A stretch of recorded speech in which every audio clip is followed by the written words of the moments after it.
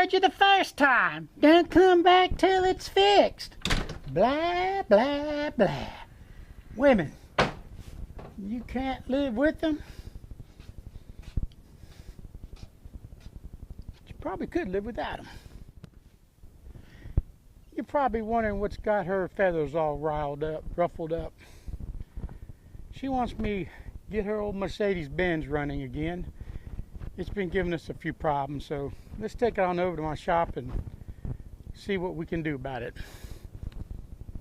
It's about 97 degrees out, so I'll be warm enough. Come on with. This is my old lady's 2008 Mercedes Benz E320 Bluetec diesel. Some time ago we started experiencing a problem with it wanting to go into limp mode every now and then, and it can't hardly get out of its own way. You shut the key off and start it right back up and she'll run fine until she goes back into limp mode. The biggest cause of that is a leak in the hose for the between the turbocharger, intercooler, and the intake manifold. You probably can see on this hose here, it's all cracked to hell. Also pay attention to that oil on the hose. You see it all shiny and black? It's very nasty. What happens is the computer says, whoa, you put your foot in it, but I lost pressure on the turbo. Make it limp. And it goes into limp mode. Them cracks are fine. They kind of have themselves sealed off until that turbo puts a lot of pressure in there and it opens up a crack, dumps some air, and she limps. Now, it's a very common thing on Mercedes-Benz OM642 diesels. I took that hose off there and I'm like, yahoo, that son of a bitch got cracks all over it. I'm done. I'm gonna put me a new hose on and I'm not gonna be in limp mode no more. She still limps. I think what's happened there is I had always saw oil on the hose I just showed you, on the hose, that oil, and oil in that area on the engine, and it was black sooty oil. So I knew that was coming from the turbo, from the lines. It's not coming from the turbo, it's going through the turbo. It's coming from the PCV valve, which dumps into the turbo, and the PCV is venting the crankcase, which is sooty air, and it builds up into a black nasty soot. So I knew that would have been the hose. The left-hand hose is dry as can be. There's not a crack on it. So I'm thinking just prior to me changing the hose, my wife said, this damn thing limps all the time now. So I'm thinking perhaps we developed a whole separate problem in that amount of time. And it very well may be the mass airflow sensors. So anyways, if you got a boost problem on your Mercedes, that hose is underneath this hose right here. This is an intake hose, but the other hose would sit underneath there, and you can't really see it right now. You can see the end of it. And this whole area was sooty. Look for soot if you think you got a cracked hose. I'm almost certain if you got a cracked hose, you're going to have soot. But I do believe these mass flow sensors are probably bad. But before I change them, and my codes now are saying mass flow. It used to say air, and basically the induction system for the turbo, low turbo boost, which would have been the crack in the hose. But anyways, now we're getting a mass airflow reading. I took the filters out the other day and they were nasty, nasty. So I ordered filters and I'm putting them in a few minutes here. Got my PCV connector on. Plug over there. Filters are tightened down real good. I'm going to take it for a spin. All right. This is my cabin. It's my old Dodge that I put me a Cummins in a couple years back. Wonderful truck. Kind of showing off my property here. There's nothing on this property when we bought it but cedars. There's no fields, no nothing. And we built the house ourselves. It's in the earth on two sides. So it's gets some of its cooling from the earth. And anything that's not in the earth is spray foam insulated. and it's built out of steel and concrete. There's a car coming that way and a car coming that way. I'm going to get her on the road and point her straight, then I'm going to punch it, and she probably ain't got no guts. I'm not going to punch it taking the corner because she likes the brake rubber. Whoop, I hit the brake. I do that all the time. Oh yeah, she's running now. I wear my work boots. I'm always hitting the damn brake on this. We used to blame that on the limp mode on that. We used to say, well, damn, Kevin and his fat ass boots. He's the only one, because my wife never had the problem, because she's never punching it. Okay, so now we're doing 65. I'm backed off. I'm not a race car driver. I do got to run her a little bit hard to feel her out, though. So get around the corner here and pour the coals to it. There she goes. She's hauling ass on down the road. In high gear, this sumbitch will be doing about, doing 80 miles an hour. Let me back off. I'm going to go back down to about 60 and then punch it. That's usually when she goes in limp mode. You know, it gets a little confused. There we go. We're limping. She's to the floor.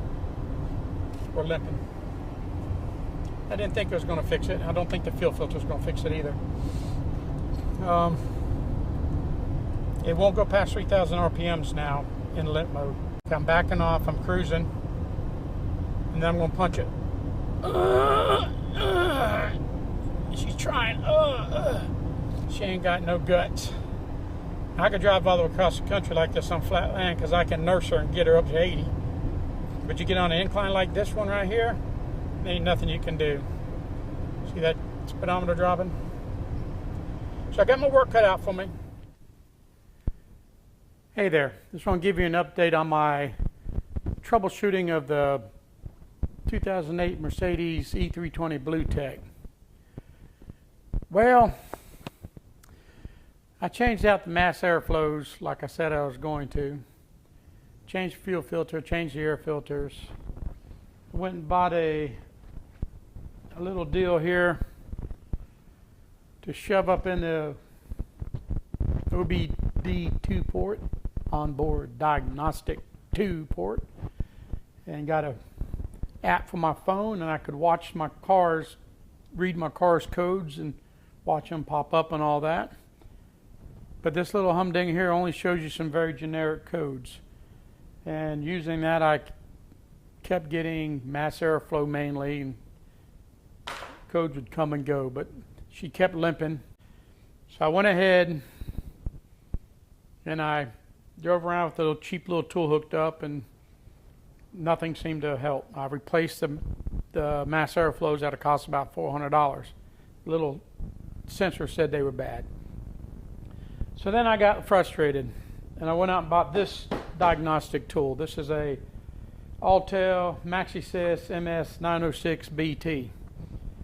It's not their most fancy one, but it's not their cheapest one either, and it worked out wonderful, and it helped me fix my problem. What you do, you plug this sucker into the OBD2 port, and it sends a signal to this screen right here, and you can watch your sensors in real time. You can make it do a graph, or you can make it do numerically. And I've shown another code, which I don't remember right now, but when you touch the code, if you got Wi-Fi going, you can select a button and it'll Google it. And that code came up saying this is a very hard code to reset. And it says you need to reset your air filters. That's right. You need to tell your computer to tell the car, hey man, you got new air filters. So you need to reset your mass airflows. Tell the car it's got new mass airflows.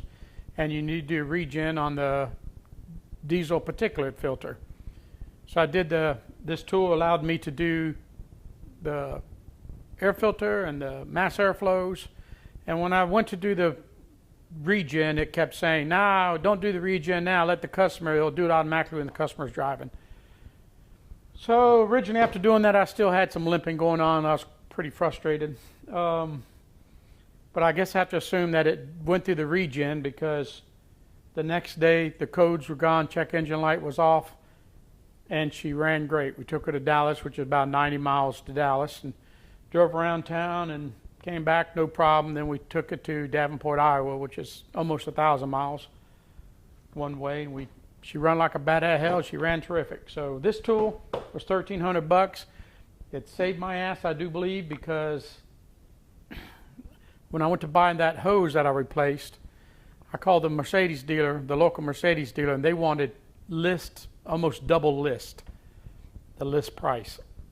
I bought it online for probably 3/4 list price, so I saved a lot of money.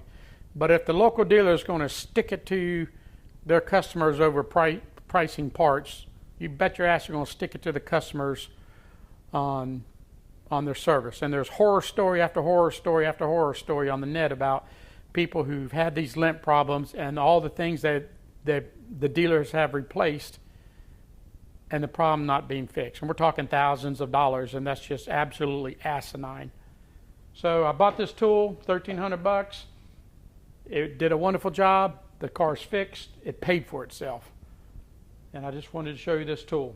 And like I said, it's a Alltel MaxiSys 906 BT. It's got all these adapters here for different cars. You download the software you want.